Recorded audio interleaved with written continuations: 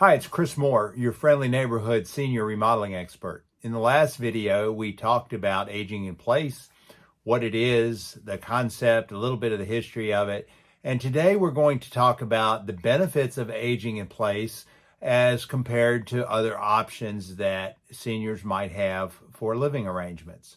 And the number one benefit is the fact that you are staying in the place you call home.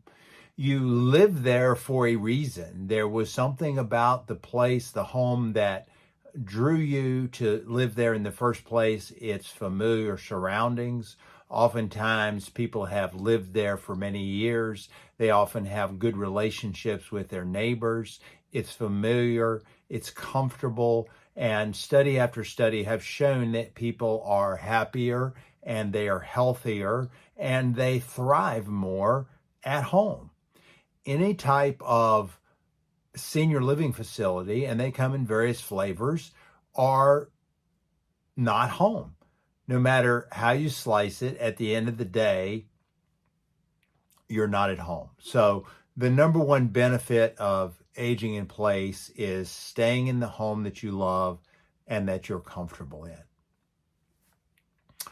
The simple act of moving can be very stressful. The second benefit of aging in place is simply that you don't have to move. You don't have to go through the household, the work, the disruption of your life to uproot yourself and to move. You can stay in familiar surroundings. You can have often the support system that you have in the neighborhood that you live in. And expanding the idea of aging in place a little bit further, people often talk about aging in community. So it goes a little bit farther than just in your home. It's in your community. It's within your neighborhood.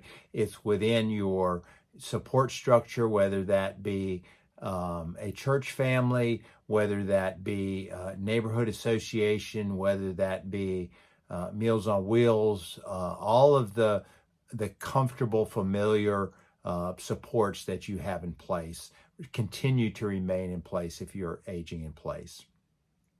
If you have gardens, if you have flower beds, if you have things that you have nurtured and cared for, and that provides you with a sense of belonging, it provides you with a reason to get up in the morning. Familiar surroundings also is helpful to people because of the fact that sometimes if you have declining eyesight, being in the familiar place where you've lived for many years is a benefit. Oftentimes when people are forced to go to a institutional living, senior living facility of one kind or another, it's very disruptive. It upsets their patterns. It upsets their sense of belonging that they have in their home. And the bottom line is people just simply, in many cases, do not want to move into a senior living facility.